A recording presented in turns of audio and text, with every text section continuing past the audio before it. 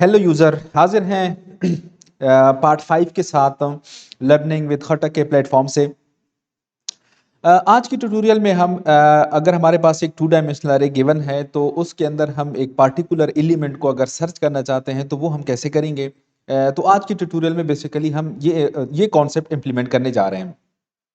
Again मैं continue करूंगा अपने प्रीवियस एग्जांपल के साथ, जिसके अंदर मैंने टू मैट्रिक्स को ऐड किया था। तीसरे मैट्रिक्स के अंदर मींस मैंने टू डायमेंशनल अरे, मेरे पास वन डायमेंशनल अरे और टू डायमेंशनल अरे, दो मेरे पास अरेज थी टू डायमेंशनल अरे, और उन दोनों अरे को मैंने ऐड किया हुआ था और रिजल्टेंट मेरे पास एक तीसरा 2D अरे हासिल हुआ था।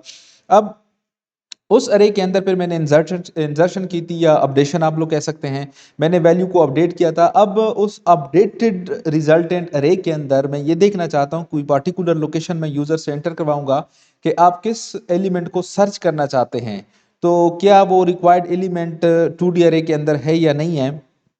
सो अगर आप लोगों ने पार्ट 1, पार्ट 2, पार्ट 3 और पार्ट 4 नहीं देखे तो आप पार्ट 5 को आसानी के साथ नहीं समझ सकते। सो इट इज़ रिक्वेस्टेड कि अगर आप इस पार्ट को समझना चाहते हैं, सर्चिंग एलिमेंट्स इन 2D अरे, तो पहले आपको पार्ट 1, पार्ट 2, पार्ट 3 और पार्ट 4 देखना होगा, तभी आप इस पार्ट को बेहतर तरीके से समझ सकते हैं।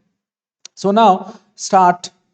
अगर हम देख लें तो ये मेरे पास वही कोड है पार्ट 1, पार्ट 2 और पार्ट 3 के अंदर, जिसके अंदर मैं क्या कर रहा हूँ, सिंपली डिफरेंट एलिमेंट्स को, सॉरी 2D अरे के अंदर मेरे पास दो मैंने 2D अरे क्रिएट किए थे, फिर उनको मैंने ऐड किया हुआ था और फिर मैंने किसी पार्टिकुलर लोकेशंस पे इंसर्ट किया हुआ था एलिमेंट, और फिर रिजल्टेंट अरे मैंने अपडेशंस के बाद जो रिजल्टेंट अरे मेरे पास आ रही थी उसको मैंने यहाँ पे डिस्प्ले भी करवाया था। अब मैं किसी पार्टिकुलर लोकेशंस पे searching an element in 2D अरे।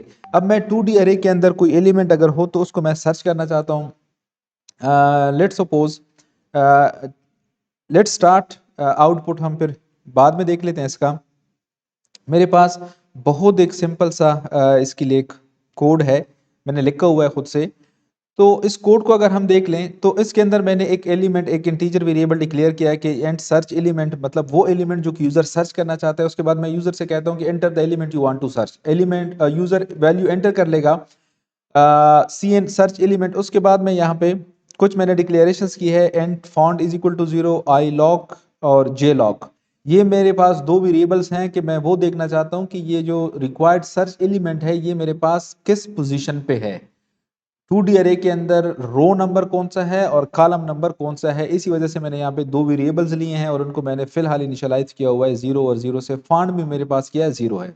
सो जो रिजल्टेंट अरे मेरे पास, ये वाली अरे थी मेरे पास मैट्रिक्स 3 वाली, इसको मैं क्या कर रहा हूँ, सिंपली रीड कर रहा हूँ कि दो लूप्स लगा के for I is equal to 0, J is equal to 0, row और कॉलम को कंट्रोल करने के लिए। उसके बाद मैं इस फॉर लूप के अंदर सिंपली एक कंडीशन लगाता हूँ कि इफ मैट्रिक्स आई और जे मींस ये फर्स्ट रो और फर्स्ट कॉलम के फर्स्ट एलिमेंट से स्टार्ट करेंगे, उसको कंपेयर करते जाएंगे अपने सर्च एलिमेंट, जो हमने सर्च एलिमेंट दिया हुआ है उस सर्च एलिमेंट के साथ।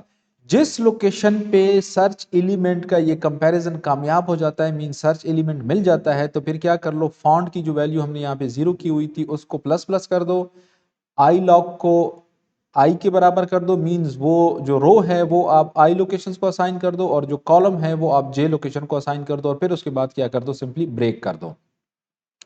सो क्या मतलब, अगर मेरे पास 2D अरे आप लोग जहन में ले आए कि 2D अरे हमारे पास 1 बाई 1 एलिमेंट इस सर्च एलिमेंट के साथ इस सिंगल स्टेटमेंट के थ्रू कंपेयर हो रहा है, और जहां पे ये कंपैरिजन सक्सेसफुल हो जाता है, मीन सर्च एलिमेंट मिल जाता है, तो फिर ये फंक्शन जो है ना ये परफॉर्म कर लो।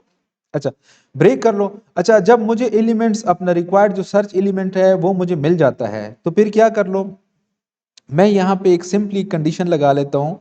वो कंडीशन मेरे पास क्या है कि if font is not equal to 0, अगर फॉन्ट 0 के बराबर नहीं है तो फिर आप क्या कर लो, यूर रिक्वायर्ड एलिमेंट मींस वो 0 के बराबर नहीं है, इट मींस कि वो कोई वैल्यू उसके अंदर है जो कि वहां पे प्लस प्लस हो चुकी होगी अगर आपका रिक्वायर्ड एलिमेंट प्रेजेंट है 2D अरे के अंदर।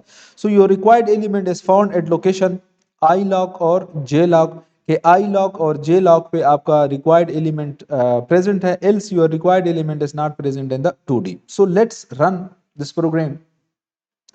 सो अगेन कितने नंबर्स ऑफ रो आप क्रिएट करना चाहते हैं 2, कितने कॉलम्स क्रिएट करना चाहते हैं 2, ये मैं अब वैल्यू एंटर कर रहा हूँ 1 2 3 एंड 4, फर्स्ट मैट्रिक्स हो गया मेरे पास या फर्स्ट 2D अरे हो गई। फिर उसके बाद सेकंड 2D अरे 1 2 3 एंड 4, ये मेरे पास 2D अरे हो गई। ये रिजल्टेंट अरे मेरे पास, दोनों अरे को मैंने ऐड कर लिया और मेरे पास रिजल्ट ये आ गया। अब enter the row you want to insert element. So मैं कहता हूँ फर्स्ट रो और फर्स्ट कॉलम के अंदर मैं इंसर्ट करना चाहता हूँ, कौन सी वैल्यू इंसर्ट करना चाहता हूँ, लेट्स सपोज मैं कहता हूँ 222। सो ये अगर आप लोग देख लें तो ये मेरे पास अपडेट हो गया। Now enter the element you want to search. अब एलिमेंट जिसको आप सर्च करना चाहते हैं, लेट्स सपोज मैं उसे कहता हूँ कि मैं जो एलिमेंट 6 है वो सर्च करना चाहता हूँ। If I look at this, your required element is found at location 1 and 0, means ये मेरे पास 0 रो है और ये मेरे पास 1 रो है और ये मेरे पास 0 लोकेशन कॉलम है और ये मेरे पास 1 कॉलम है। सो मेरा जो रिक्वायर्ड एलिमेंट है 6 वो रो नंबर 1 और कॉलम नंबर 0 पे मेरे पास मौजूद है। अच्छा, सिमिलरली अब अगर मैं कोई एलिमेंट यहाँ पे दे देता हूँ जो कि मेरी रिजल्टेंट अरे के अंदर नहीं है, देन व्हाट विल हैपन?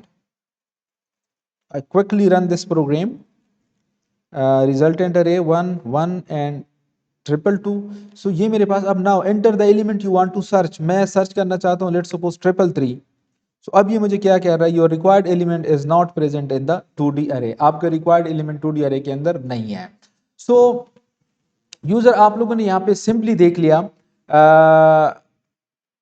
कि अगर आपके पास आपने फर्स्ट पार्ट के अंदर ये ट्यूटोरियल 5-6 पार्ट्स पे मुश्तमिल है। पहले पार्ट के अंदर हमने जस्ट 2D अरे को क्रिएट करना देख लिया। पार्ट 2 के अंदर हमने प्रिंटिंग देख ली कि 2D अरे के एलिमेंट्स को हम कैसे एक्सेस कर सकते हैं। पार्ट 3 के अंदर हमने इंसर्ट करना सॉरी 2 2D अरे थे या 2 मैट्रिक्स थे, उनको हमने ऐड कर लिया तीसरे मैट्रिक्स के अंदर। पार्ट 4 के अंदर हमने ये देख लिया कि हम अगर इंसर्ट करना चाहते हैं किसी लोकेशंस पे तो हम कैसे इंसर्ट कर सकते हैं। इंसर्शन को हम अपडेशन भी कह सकते हैं। इस पार्ट के अंदर हमने ये देख लिया कि मैं सर्च करना चाहता हूँ कि कोई रिक्वायर्ड एलिमेंट मेरे 2D अरे के अंदर मौजूद है या नहीं है, तो वो मैंने सिंपली इसके अंदर देख लिया प्रोग्राम के अंदर। अगर एलिमेंट है मौजूद तो वो मुझे मैसेज प्रिंट करके दे रहा है, अगर नहीं है तो वो फिर भी मुझे मैसेज प्रिंट करके दे रहा है कि आपका रिक्वायर्ड एलिमेंट यहाँ पे नहीं है। सो 2D अरे पे जो बुनियादी ऑपरेशंस थे वो हमारे यहाँ पे कंप्लीट हो गए। इंशाल्लाह फिर किसी और इंटरेस्टिंग टॉपिक के साथ मिलते हैं C+ डेटा स्ट्रक्चर्स के अंदर या प्रोग्रामिंग के अंदर। Thank you very much.